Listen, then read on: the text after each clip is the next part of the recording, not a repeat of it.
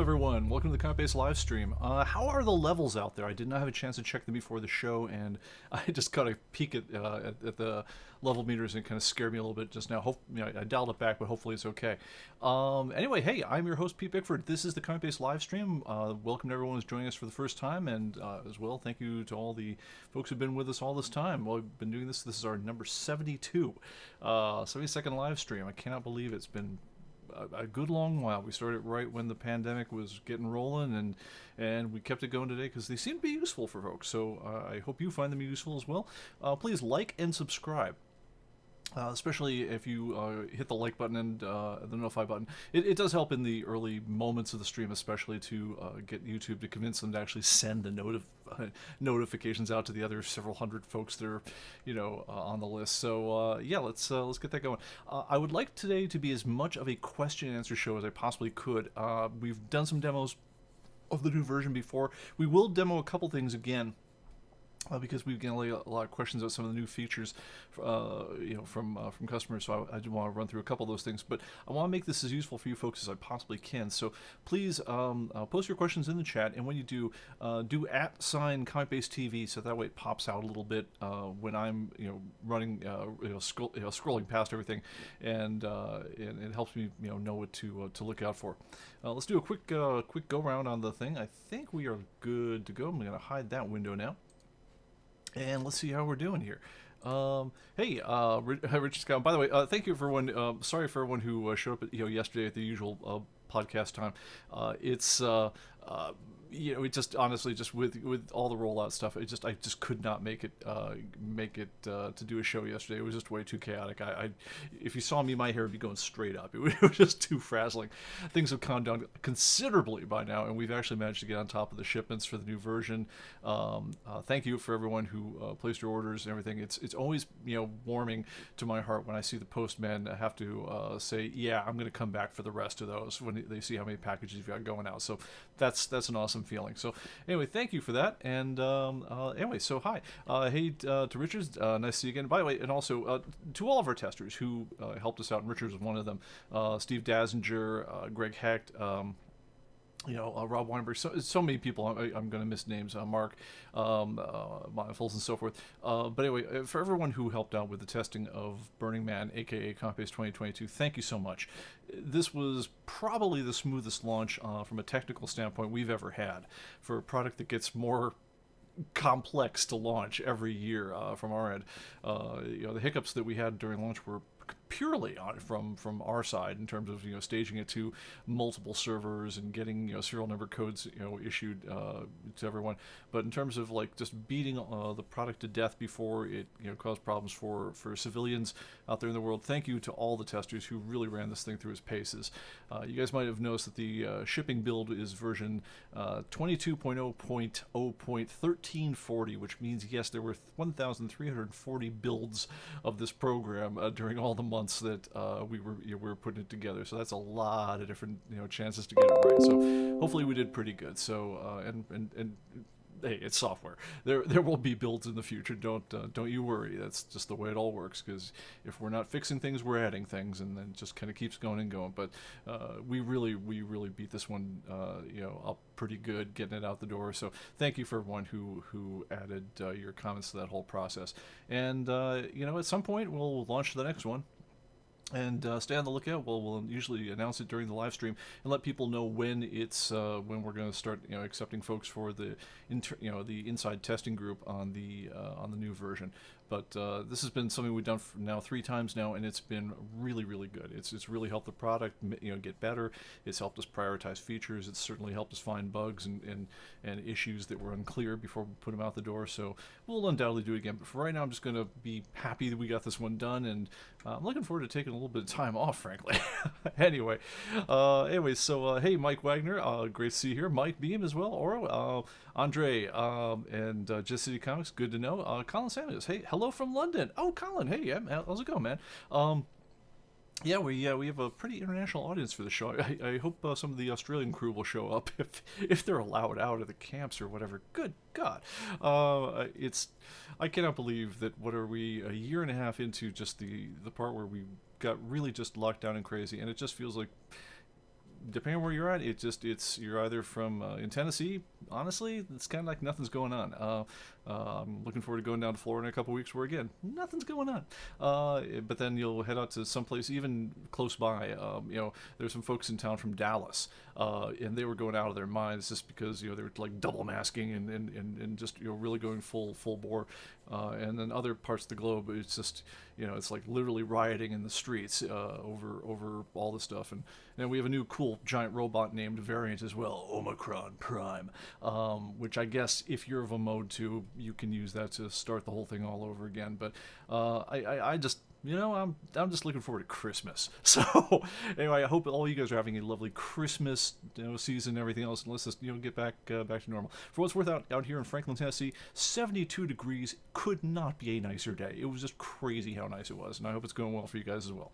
Okay, Scruffy Ken from Syracuse. Hey man, how's it going? All right, so let's get into it a little bit.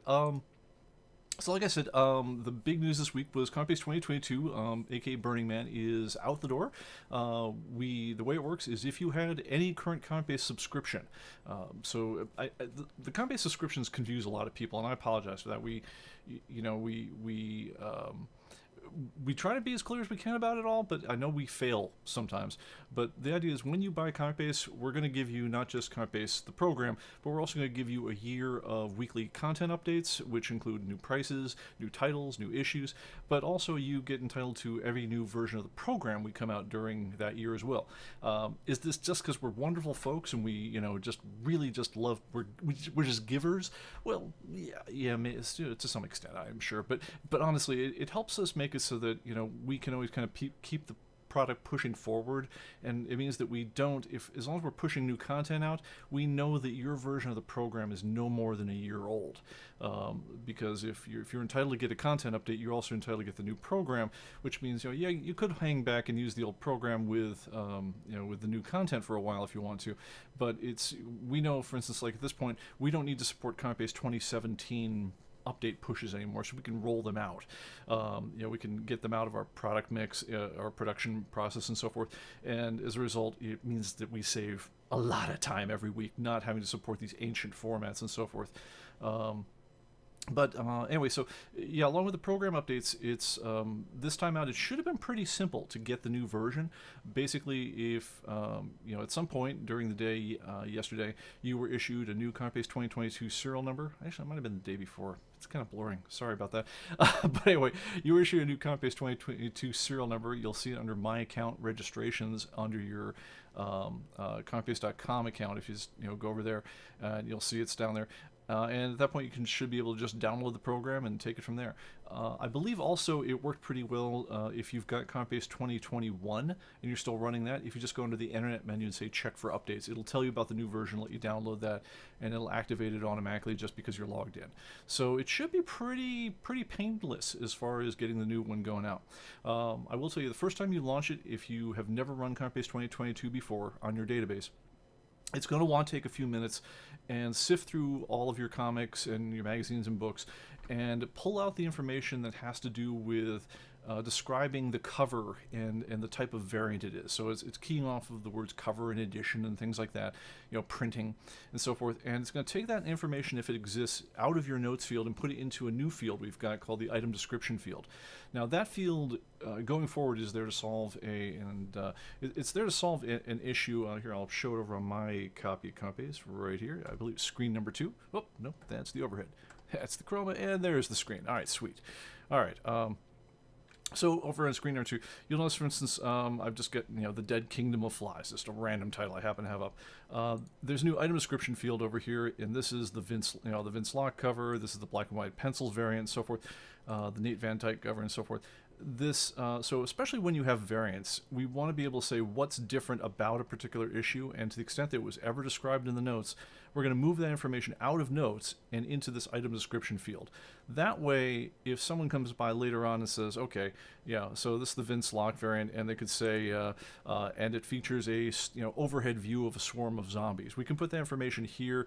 It'll go out and it'll overwrite the item description field, updating that information in folks' copies, but it won't touch everybody's notes field. We want to start leaving your notes alone as much as we possibly can. Certainly, we don't want to clutter it up with information about just cover variants. And then one of the other problems that comes along with cover variants is that cover variants tend to stack a lot. In other words, someone will come along and say this is the B&W pencils variant. Someone will later come on and say it's the 1 in 20 B&W pencils variant. Someone will come on after that one and say it's the B&W pencils variant by Vince Locke. And if we're not careful, you wind up back under the rules of the old notes field. You'd wind up with all 3 notes stacked up in here, and the whole thing would just get ridiculous.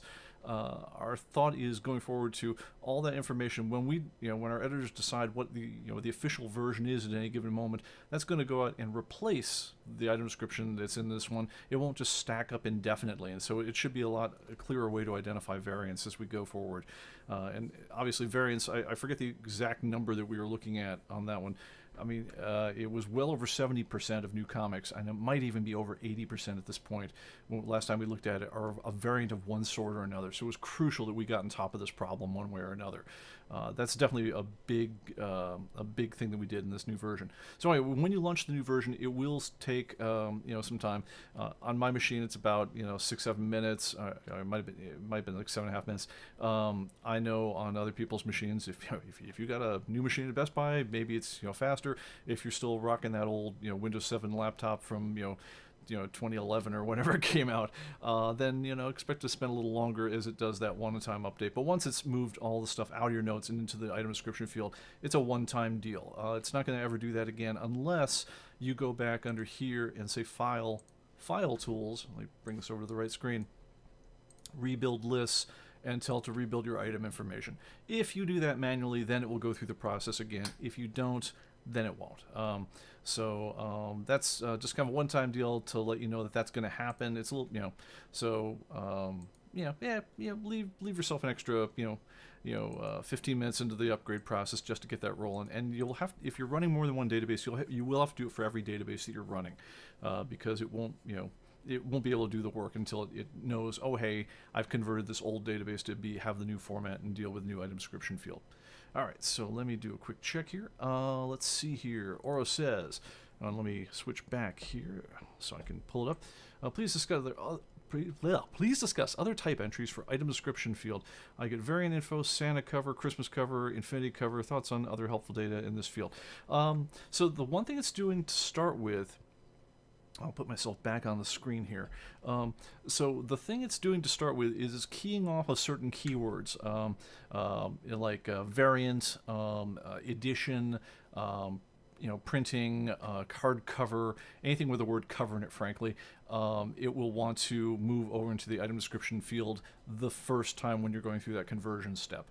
Our thought is that we want to use the item description field to tell you what, how does this, edition differ from all the other versions of that edition. So, at some point down here, I would like to say, the 2A version of the Dead Kingdom of Flies, whoever, this squiggle in the bottom right-hand corner is, I'd love to be able to say that that's, the guy who did, as opposed to the Glenn Fabry cover for number 2, which, that would be a normal way to go about that. Same thing goes for like 2B over here is, this is a, I don't know how you describe this, a limited color, thing with a guy clutching a human heart by whoever W is. But the main thing is I want to be able to have it so that, someone looking at the item description field could tell what cover they're looking at without necessarily even having the picture there. I do think going, for variants, that ought to be our standard just in general. Now, realistically, we get our information from a number of different places. It starts out It starts out as publisher solicitations. So when Diamond Comics is looking forward to doing a new version, they'll tell us, hey, we're gonna do the Dead Kingdom of Flies issue number 5. It'll be coming out in 2 months. We anticipate there will be 3 different covers, and these are the differences between the covers, and that becomes the start of our information. We'll actually release that information months before it actually comes out in real form. Now, when it comes out in real form, we'll look at it again because our editors will get the thing, and as they're doing their indexing on the whole thing, typically there's a lot of information around, like for instance, the publisher solicitations will typically only give you the writer, the cover artist, and the artist, best case, right? Sometimes they don't know who's going to be doing the cover. Sometimes they don't know who's going to be doing whatever. But if they give you anything, they give you that. We're curious about a lot of other things. We want to know, is this the first appearance of some important character? Is some important character going to die? We want to know, is this who did the inks, who did the the lettering, who did the what's the storyline called, and so on and so forth. So that's a lot of information our editors do when they see the comic book for the first time for real. And then the other thing they can do at that point is they can also confirm that, okay, yeah, this was meant to be the Glenn Fabry cover, but clearly it's not done by him, it's done by somebody else. At that point, they'll change that. But anyway, but I would love to get it as we go forward, that every time you've got a variant, I mean, just, if I had my dream of like what ComicBase looked like, far in the future when everything was as filled out as I ever want to see it filled out, I would love to, if the item description always told, let you, someone who couldn't see well or didn't have the covers in front of them, that they could look at the item description field and know, from holding the book in front of them, which version of that thing they were holding. That really, I think, ought to be the standard that we're aiming toward on this one. All right. All right, let's see here. Mike says, all right, let me switch back to this one so we can see it. It's one thing, I don't have the board set up the way I'd love to get the automatic switching on the whole thing. By the way, even though the poor production qualities you see on this podcast are going to be something of our brand, I am actually looking forward to using some of my downtime, that we've actually shipped this thing, and use it to actually get my board programmed properly and see if we can't bring up the quality of the show graphics and whatnot a little bit, because I appreciate you guys all hanging out with me. You know that this all is authentic as heck because we're stumbling through it with no producer and anything else on the whole thing. But yeah, honestly, it wouldn't kill me if we could turn up the production values on this one just a little bit. But anyway, moving on. Mike says, if I put something in the notes field, sell this, ComicBase doesn't want, but I still upload the issue to provide other information like writer artist, will CB accept my update? Typically, so when you send any issue to us for corrections, it comes up to us in a corrections console, and it basically takes every field of the book, magazine, comic, whatever you've got. It displays what we've got for it, and it displays anything you've got that's different in red. And at that point, the editor can do a number of things. They can say, yeah, I'll take all the things that are new. In other words, if we had no information in that field before, and you decide to give us something, we do a field called, the command is actually called satanizing. Not sanitizing, satanizing, because it comes from the joke of, hey, if we have no information, you're going to tell us, the information about it. I would take information from Lord Satan himself. It's an in joke, which we've now made very much an out joke. But anyway, that's the lowest level of trust we've got. Is, hey, we didn't know anything about it. You seem to think that it's this. We'll use that as a start. Unless we really know your Looney Tunes, that's a pretty easy level of trust to get to. When you're trying to correct someone else's information, in other words, it says that it's a John Buscema artwork on this one, and you say no, it isn't. It's Jim Steranko. At that point, we're going to try to find a way of finding out for sure before we take one or the other, unless your name is Mark Wade or something like that, where we just trust you implicitly. I mean, there are people in the world where, like, if John Buscema says, yeah, I drew this one, even if it was right doing it under a pseudonym or whatever else, yeah, I'm going to take that correction. But if it's not one of those cases, then it comes down to a question of we're going to try to review the source. We will check your other sources. We'll check, we'll sort of gut check your own credibility on the whole one, and then we'll see if we want to take it. And then the other thing we can do finally, other than reject it or just accept it outright, is we can edit it. We can say, yeah, okay, look, you've got something, but it's not in a format that's super convenient for us, or, yeah, you added a bunch of stuff like I put this in box 23. We are always going to want to take out box 23 because that's not relevant to ComicBase users. that's relevant to your collection. By the way, if you are putting box 23 in your notes and you're not using the Express Edition, please stop and immediately go to the setup menu of your custom fields, make one of your custom fields be the box number, and then start keeping your information there, because notes is a terrible place for that information. It's you really want to have a dedicated field for that if you're gonna be tracking things like box numbers. So but anyway, if you do submit that I bought this at the London UK Comic Arts Convention, or I bought this at San Diego Comic-Con in 1993, whatever it was, we're always going to try to take that stuff out, and if we ever miss it, we're going to go back later on and use the new find and replace function and try to take it out. But anyway, yeah, so please be as sparing as you can on the notes. It does not transmit up any of your custom fields when you send us a correction, because honestly, they're custom. We don't know what they're for. That's between you. Between you and yourself. But anything that you put in any of the fields, like notes or storylines or things like that, we are going to look at it and we'll say, does this make sense to us? Does it fit our format? And then we'll accept or reject it as as needs be. All right, that was a long answer to a short question. All right. Okay. Oh, and Steve Dasger points out another favorite topic for everyone who submits content at the correction. Mention the use of semicolons and notes to separate items. If not used other than info, can't move to the item description field. Yeah. So let's say let's see if I can find one that's got a bunch of other stuff in it. Let's see. It's gonna randomly let's go to one that I actually know. So let's say like Avengers volume 4. Okay. All right. I'm looking for a kind of a lengthy one here. So, okay. All right. So okay, so here's a good example of this one. Let's have a look at Avengers number 25, and I'll see if I can zoom that in a little bit. Okay, so Avengers 25A, you'll note, is the art appreciation variant, and it's also the Avengers vs. X-Men tie-in, is another note on it. Now, it knows to put this thing over here and leave this one over here, because whoever submitted that long ago in the notes field was smart enough to put a semicolon between the two things. In other words, the original note before, if you had ComicBase 2021 and you were looking at your notes on this one, it probably says, Avengers vs. X-Men tie-in, semicolon, art appreciation variant. Now, I took the variant part, clipped it over here, left the other part over there. Everything's good the way it is. If you had used a comma or a period or any other type of punctuation whatsoever, then they would have been considered part of the same note. At which point, because it had the word variant in it, it would have then become the Avengers vs. X-Men tie-in, comma, art appreciation variant. It would have been treated as if it was one big variant. That would not be optimal, would be the nice way of putting it. So yeah, it's the rule on punctuation for multiple items is if in the item description, the notes, and the storylines fields, you separate different things with semicolons. You can also, if you want, just put them on separate lines. You'll notice if you do that, that they will become semicolon delimited when you view them all in a row.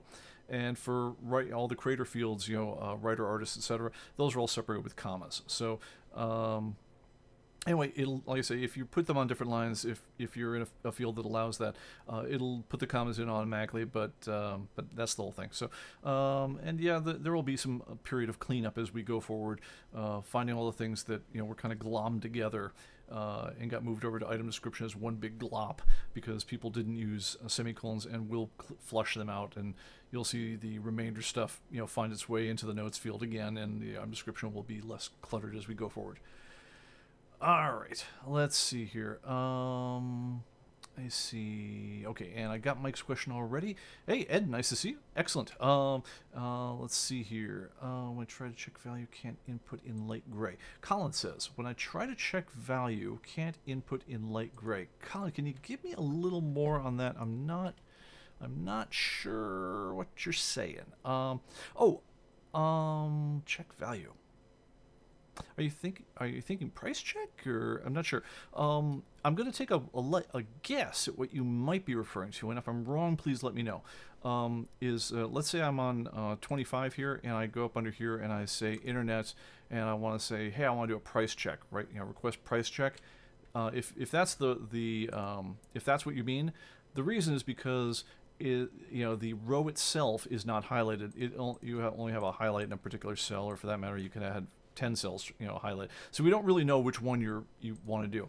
There are certain commands in the program that you need to highlight the issue as a whole in order to work with, and the way you do that is by clicking at the far left-hand corner over here, and then you'll see the whole row goes highlighted, at which point the commands that work on the entire row, like downloading covers or requesting price checks or submitting new or corrected data, then those will light up. And like I said, the way you get there is just clicking at the far left. It's kind of like one of these ComicBase basics. By the way, another thing that we're doing in ComicBase 2022, you guys have probably, if you've used it for more than about a minute, you've probably seen that the progress bars, whenever we think that it's going to be more than a couple seconds to do any particular task, it comes up with a new kind of progress bar now that shows you not just the progress bar going across, but also shows you a tip area down below with different tips that cycle to help you kind of get used to the new features and learn the new stuff in the program.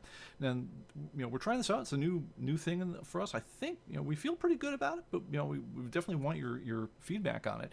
And also, if there are tips that you don't see that you'd like to see, like, hey, I never knew how to do blah, could you share that?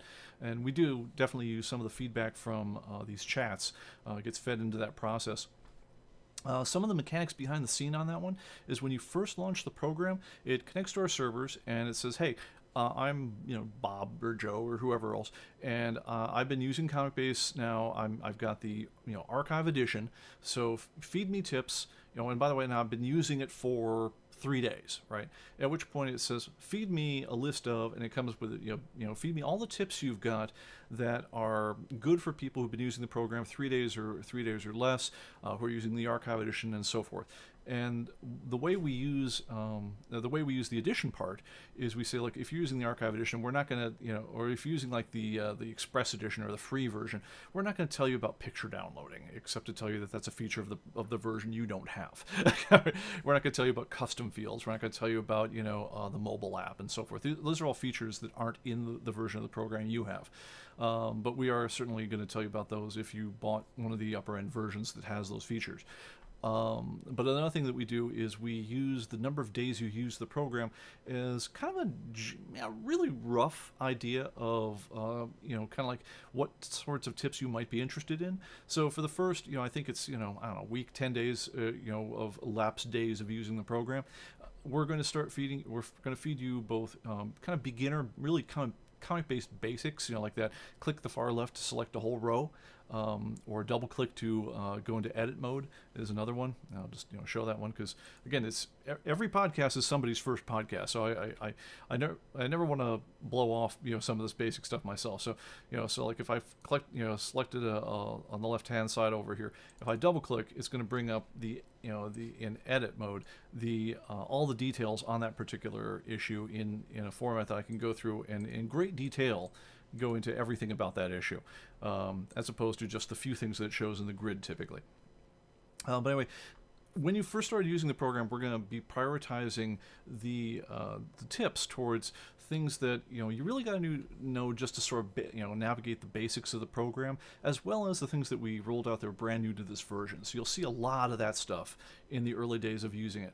As you go on, so in the next couple weeks, you'll notice that the tips get a little bit more advanced, and so forth. And I think there's like 2 or 3 levels of tip that we think is like, okay, this is like a beginner tip, this is like a getting started tip, this is like a medium tip, and this is like an advanced tip. And so we'll kind of feed you more advanced tips the longer you use the program to try to keep it interesting for you. And honestly, we're trying to keep it interesting for you during those times when like we have no choice but to make you wait for something. Like it just takes a little while to download and update it. It takes a couple of minutes, and so during that time we may as well entertain you as much as we can. At the same time, see if we can't teach you a few cool tricks while we're at it. So that's a new thing. All right, let's see here. Yeah. Yeah, and Andre says, yes, it's your brand. Funny live shows. Yeah. All right, so let's see. Okay, so Colin Sam says House of Mystery 164 says value $9.25. Play those for £10. Interesting. Yeah, so I think what you're probably referring to is the price check. So, and just want to go down there myself. Yep, that one looks like a legit mistake. Yes, or at least an anomaly, because I'm just going to flip over to House of Mystery on this, and this is exactly the sort of thing that feature was built for. So you look at House of Mystery, and it's like, okay, it's a DC horror fantasy series, from the 50s to ramp through the 80s. Most of them are like, this series has gotten a lot of love in recent years on the auction level, because it's one of those ones that collectors were never super interested in until fairly recently, until suddenly the Bronze Age and late Silver Age stuff started getting a little bit sexy at auction, especially the off-brand stuff in particular over recent auctions has really been picking up, like Crime Must Pay the Penalty, things like that from the 50s and 60s that were just not, again, never super sexy amongst collectors, but they're starting to set new auction records. That said, there is, even though we set everything by, prices that people actually paid for things, and there's a lot of stuff that bounces around. Like, for instance, here's an early Dial H for Hero with Martian Manhunter, and so forth. Could I tell you offhand why this one is $200 and the one right next to it is $26? Offhand, no, but I could tell you that there was, a market data on this one that drove it there to start with. Now, could the next sale of House of Mystery 171, could that one go for $48 and drive it significantly back down? It absolutely could. Some of the stuff is very weird and trendy, and again, if like an auction one. We always value data of stuff that actually sold way more than for stuff that is for sale. But if there was like an anomalous auction listing, like someone just had to, it was the last thing they had to have to complete their collection of House of Mysteries, and so they overpaid for a middle grade, House of Mystery number 171 at auction. That could actually be what exactly just bumped that one into that range, or maybe there's something going on in the story that I don't really know. It isn't my favoriteest title.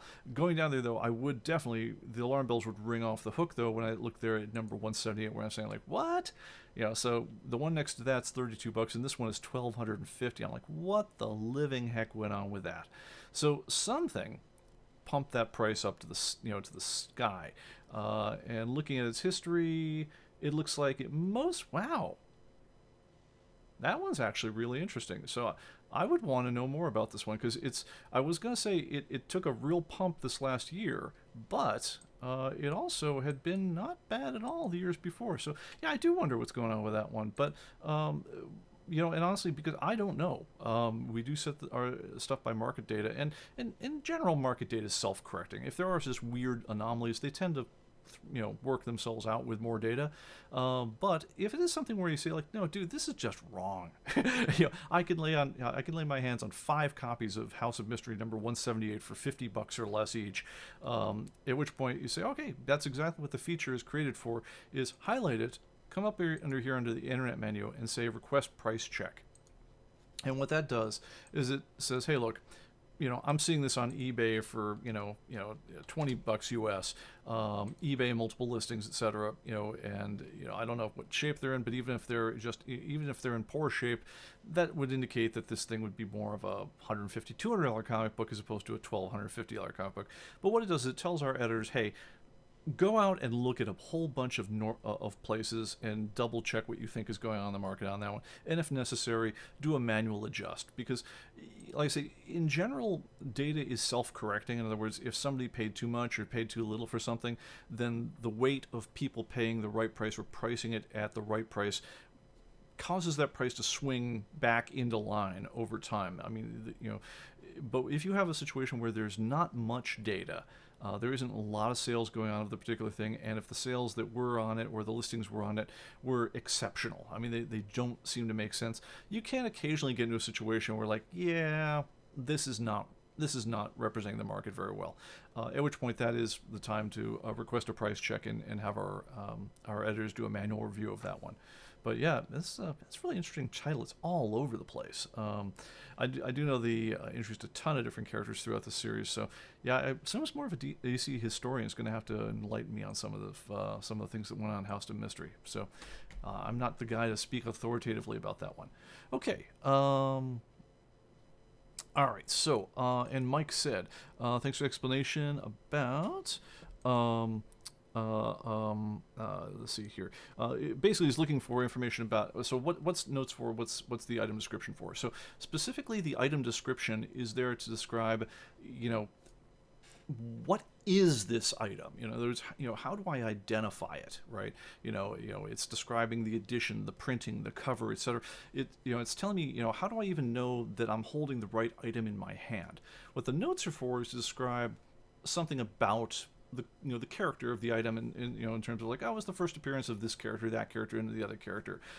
You could note things if you want to, such as I bought it from my friend. Whatever. It could be the first Jim Starlin work at Marvel. It could be whatever else. I mean, so it describes more of the interesting history of the thing, but it doesn't help me. I just identify it, pick it out of a lineup. And so, the idea of item description really is just like, what are the things that tell me that I've got the right variant in my hand? And they really were, they were there to help us, people identify variants in particular. So you would have, let's say you had in Action Comics #1, right? First appearance of Superman, first appearance of Lois Lane, first appearance of, there's some newspaper reporter I think was in there someplace. But anyway, so it will, but it might come in 10 different printings and 5 different variants, all different colors, different dates, different editions, whatever else. All that stuff would be in the item description field, but all of the notes for all of them would say things like first appearance of Superman, first appearance of Lois Lane, because the qualities of the thing are shared between the different variants. So even if you have different covers on the book, they all have the same contents inside, and so they're going to have the same. If it was the first, if the first published work by Siegel and Schuster, I want to say Simon and Schuster, but oh god, now I'm absolutely embarrassing myself. Anyway, the people who made Superman. Anyway, if that was their first published work, in fact, I don't think it was. It would say that throughout all the notes on each one of them, but the particular variants and the item description for each of the different variants would be different, because it would tell you how to identify which variant is which edition is which. All right. I hope that helps. All right, moving on. Let's see here. We'll have some kind of primer guide to help us put all the stuff in the right cell. I'd be curious in your thoughts on how we can best communicate that. I mean, I am certain that we will write some kind of official guide posting on the whole thing. Somebody also pointed out in a previous live stream, do you guys have a style guide? Matter of fact, we do have a style guide. We're using it internally, but I think it's about time we got it out and posted it publicly, because it does cover things like how we refer to different artists, and so forth, and different editions and so forth. Is Ashcan hyphenated and so forth. But yeah, we'll try to put that out on the forum site, so it at least can be found. I gotta admit, I am skeptical about people's ability or willingness to find rando stuff like that. So even though I think you need to put it out there in public format, so you at least can say, hey, look, it's right here if you need to refer to it.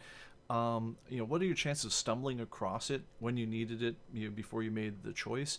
I don't know. I mean, like, I'm a big believer, if you possibly can, of putting the instructions on how to use something right next to the place where you're going to use it. So for instance, if you want to know, like, what's the right setting for a field, or a checkbox or something like that, you want to actually have the checkbox itself be lengthy enough in its own titling that it tells you clearly enough what this checkbox does, if you possibly can. Second best, case is you could, hover a tooltip right above the checkbox, which gives you a little bit more information about why you might want to check it or not check it. But for something like notes, what's the instructional note I could put over the notes field to tell you this stuff? I'm like, oh man, that gets so deep. It's hard to know how to communicate that. But yeah, I mean, certainly, and another thing we could do is we could throw it in a tip as well. I almost feel like some of these things you have to kind of shotgun at them. Just try to put the info in like 5 different places and hope someone stumbles across, or it just becomes part of the culture of using the product, or being part of like the corrections community. Because after a while, everyone kind of checks each other out a little bit and say, hey buddy, come on, we're supposed to do it like that. Like, Just for that matter, I mean, like Steve's point about the commas and the semicolons at the beginning, it becomes something that amongst the people who are very active. You kind of get it after a while, but it is hard to know how do you translate, how do you transmit that knowledge reliably from generation to generation, and it's a good challenge. I expect we'll take some shots, but I also expect to struggle with it a bit because it's not immediately obvious for me, what would be the one rifle shot that would have just immediately knocked the problem out if we did it that way. But if you've got something, let me know because people often have better ideas than me, so I want to know if you've got something. All right, let's see here. And Aura says, will the tips messages be updated from time to time, please? Yes, absolutely. I think I've already seen most, and I already know a lot of them from the free intersection on the live stream Easter eggs. Good chance, honestly, because the origin of a lot of them were live stream comments and so forth. But yes, the nice thing, the reason that we didn't build the tips into the program themselves, and the reason they actually just go out and say, hey, I've got this edition, and I've been using it about this long, hand me a bunch of tips, please, Mr. Server. The reason we did it that way is so we could, update them from time to time, change wordings if the wordings wind up not being clear, change the graphics if the graphics aren't doing what we want, and frankly add to the list so that we can transmit more stuff. I don't want to bury people under infinity tips, but at the same time I do want to make it so it's interesting enough.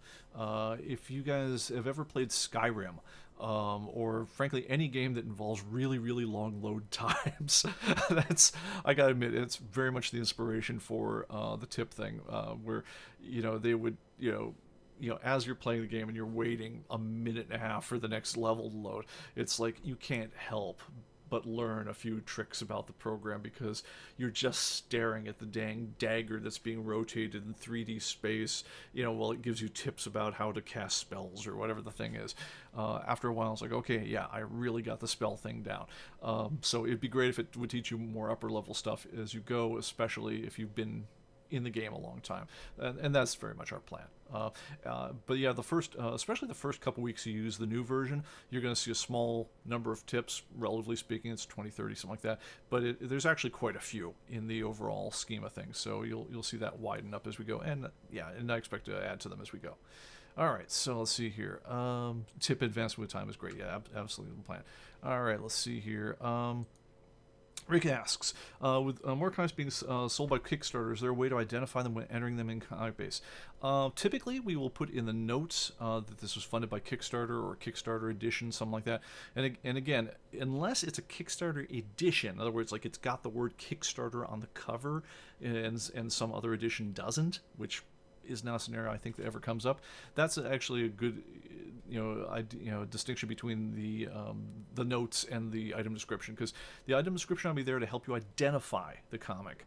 The notes are there to describe more of the texture of it, just the background and so forth. So yeah, we'll say things like this is a one shot, or this is a the final issue, or what else. Those are all notes. Funded by Kickstarter would typically be a note, and if you want to find all the Kickstarter comic books in the database, just do a find in the notes for the word Kickstarter, and it should peel up most of them like that. We have made some contacts with the folks over at Kickstarter and Indiegogo to try to get plugged into their data stream in some kind of way as they fund new projects. I'm gonna admit the contact's been very positive on both cases, but the follow through in terms of what we want as a tech company is we'd love it if they could just give us a data stream that we could just tap into the same way that like our the distributors that we work with. Because we're a customer, we buy comic books like a mid-sized comic store. They give us access to their data feeds the second they get them, and so we can ingest them with the program to start the process of getting them catalogs and get them out to the rest of you guys. I'd love it if we had the same kind of feature with Kickstarter and Indiegogo. A lot of the hesitation I've heard from them is that, hey, you got to realize a lot of these things never fund, or they never kick off the ground. So, how do we handle that? And I said, well, look, just toss it around with your tech team. We'll take whatever you can get us, but we need to have something that we can take in easily, to get the information out there. Because the alternative is that, we back every Kickstarter on the planet, and if we eventually see a comic come out of it, we say, oh, hey, the new police comic from Mike Barron just finally dropped. So I guess guess I got my copy, and I enter it in as a new submission and take it from there. That's, it's very rewarding and everything, but it's really time consuming for the amount of data that we're talking about. So yeah, we hope this gets better, and honestly, we hope the Kickstarter and Indiegogo and whatever processes also get a little more slick. All right, let's see here. Dooba-dooba-dooba-doo. Thanks for clarifying. TV style book yet. Style book, yes. Yeah. So, all right. See. Okay. And Mike said the chat room used to have tutorial style posts locked in place at the top of the various chat categories. That's where I learned how to put in a variety of data. Okay. Yeah. Great idea. Okay. Well, that's that as far as that goes. So, all right, guys. All right, I have a couple other things I just wanted to touch on, but if you have other questions you want answered to, please post in the chat. Otherwise, I think we just about drained it, and so I might get out of here and get my beer. So, guys, this has been fun. So anyway, a couple things I want to say. First of all, if you got ComicBase in the first hour or so, where it was about a 40-minute period when we were first distributing serial numbers, we had to go back and redo those a couple times because we had what programmers refer to as an off by one bug in our whole thing. So if you were pulling down your serial number in the first 40 minutes we were giving them out, you might have noticed that serial number went away, and a new serial number with a slightly different digit came back later on. But anyway, if so, I'm sorry. Just download it again. It'll work this time, we swear. Anyway, that is funny because that is the one part of the process that every year we solve whatever really gave us trouble the year before, but usually we manage to make the process so complicated on ourselves that there's always something we're stumbling over the next time out.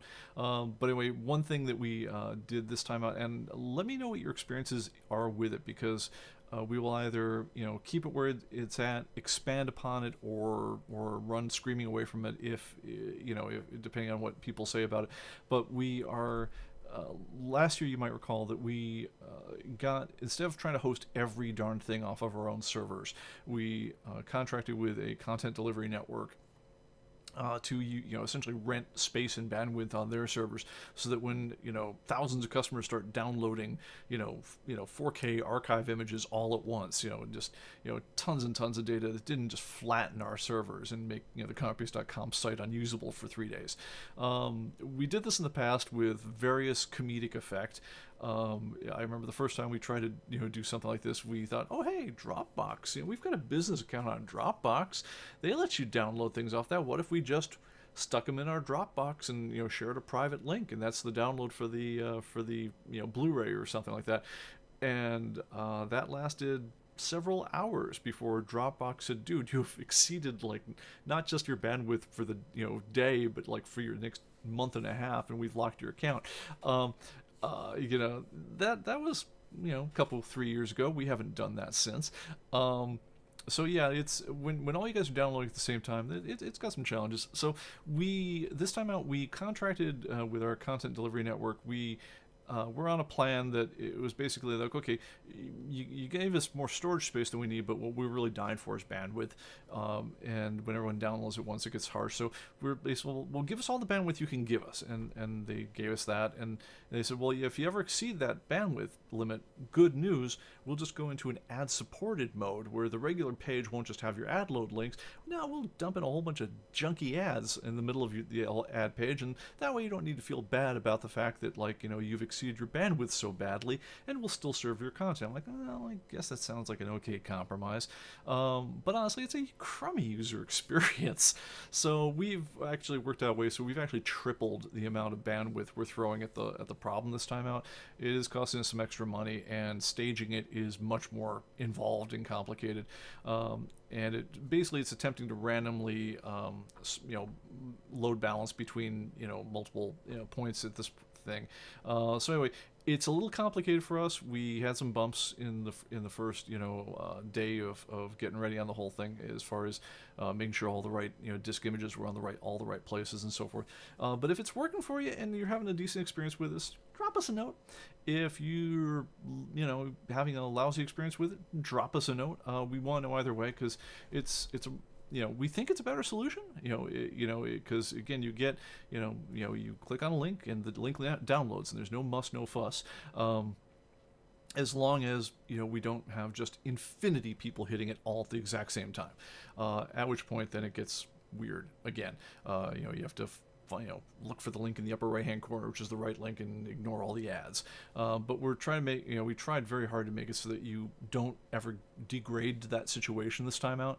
So to the extent, we threw some extra muscle at it, and it was definitely made the rollout more complex. So let us know if it worked. We just want to get some feedback on that one. I know a lot of people, it's like, if it worked okay, you just say, yeah, it worked okay. I didn't notice anything. You kind of walk away, and you only note if it was hellish. So let us know either way. We care. All right. Let me see. I think, is that about it? I think that's all I want to say for today. Anyway, holy cow. I'm sorry. I almost forgot the most important part. Guys, as we mentioned last time out, not now, yes, for this chat and for the next 3 live streams, I want to be doing giveaways to anyone who stuck around and is helping out on the whole thing, and frankly, just thank you guys for being our customers. So I have 2 sets of giveaways to give to folks. The theme is Batman this week. I have. And these, by the way, are English graphic novels. You cannot... These are the hardest things in the universe to get in the States. But this is Batman Black Mirror. Lovely, lovely graphic novel from the folks over at Eagle Moss. We actually had them imported. And then I'm giving that one away, and I'm also giving away as a 2 set Prodigal Part 1 and 2, also by Eagle Moss off their Legend of the Batman series. And if you ever want to put yourself in complete hell, you will notice that if you take all these and you stack them sideways, they start forming a picture. And if you're like me, you will then become obsessed and start spending all your money buying graphic novels from England, trying to finish out the picture so that your bookcase looks really bitchin'.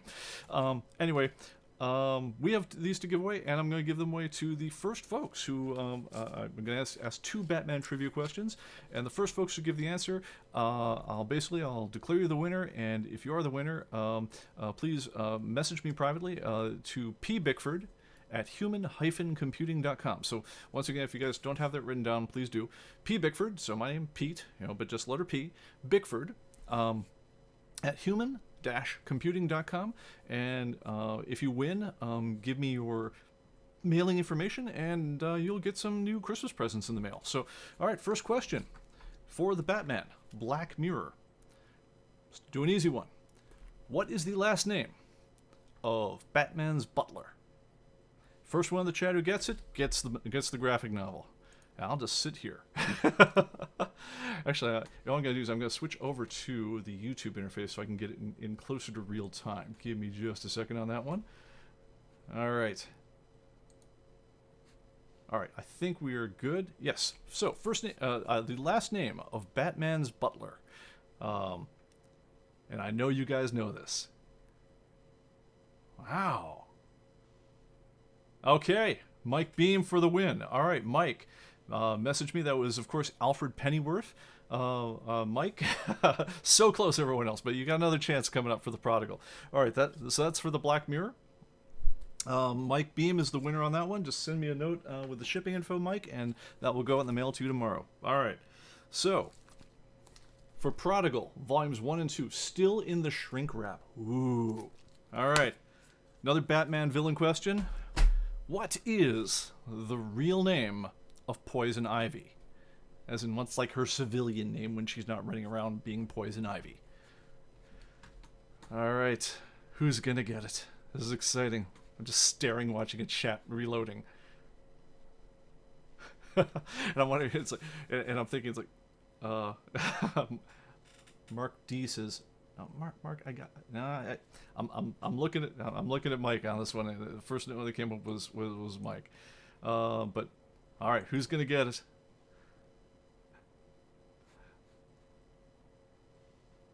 I'm wondering how many folks right now are just just Googling away looking for this one.